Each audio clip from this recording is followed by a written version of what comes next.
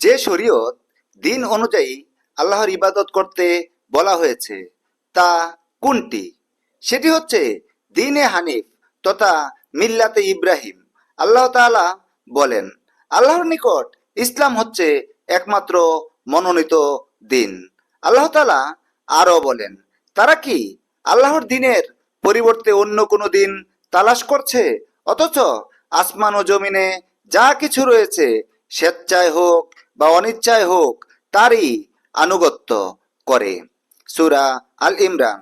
আল্লাহ তাআলা আরো বলেন, দ্বীনে ইব্রাহিম থেকে কেবল সেই ব্যক্তি মুখ ফিরিয়ে নেয় যে নিজেকে বোকা প্রতিপন্ন করে। আল্লাহ তাআলা আরো বলেন, যে ব্যক্তি ইসলাম ছাড়া অন্য কোনো দিন তালাশ করে তা কখনো তার নিকট থেকে গ্রহণ করা হবে না, আর আখেরাতে সে ক্ষতিগ্রস্তদের অন্তর্ভুক্ত হবে। আল্লাহ তাআলা আরো বলেন, তাদের কি এমন শরিক আছে তারা যাদের জন্য এমন দিন নির্ধারণ করেছে যার অনুমতি আল্লাহ দেননি? সূরা শুআরা আয়াত নাম্বার 21।